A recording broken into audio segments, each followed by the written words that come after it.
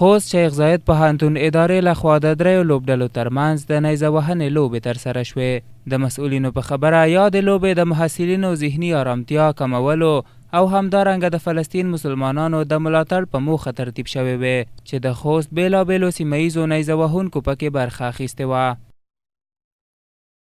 په شیخ زاید پوهنتون کې د سپورت مدیریت او همداشان د خوست ولایت ورزشي امریت په همغږۍ باندې د محصلینو د ذهني آرامتیا په خاطر باندې د تفریح په خاطر باندې په شیخ زاید انګړ کې د نیزه وهنې لوبه ترسره شوه. موخه یې د محصلینو لپاره د ذهني آرامتیا او همداشان زموږ د مسلمانانو د یو ملت د یو وجود په حیث باندې د فلسطین په ملاتړ باندې همدغه لوبې ترسره شوې چې باید نړیوال دې ته متوجه واوسي چې هلته یو لوی د بشریت ناورین روان دی او باید مخه یې ونیول شي.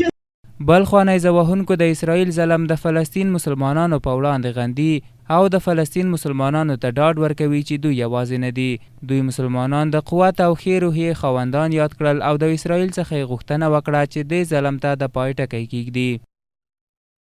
موږ چې دا برنامه نیولې ده دا موږ د فلسطین په ملاتړ او د اسرائیلو په ضد مو دا برنامه نیولې ده. موږ د اسرائیلو دا ظلم غندو، په کلکو ټکو غندو او خدای پاک ته سوالونه کوو چې دوی د خدای ذلیله کړي او د فلسطین مسلمانانو ته د خدای بریا ورکړي. د فلسطین مجاهدینو او مسلمانانو د ملاتړ په خاطر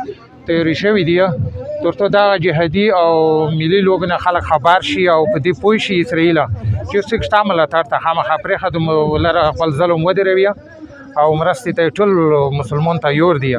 هیره دې نه وي چې د نړۍ اسلامي هیوادونه هم د فلسطین په وړاندې د اسرائیل ظلم ختمېدو غوښتنه کوي چې د یاد ظلم پر وړاندې په انګلستان هیواد کې د مختلفو ادیانو پلویان د فلسطین پر وړاندې د اسرائیلو د ظلم په پار لاریون ترسره کړ.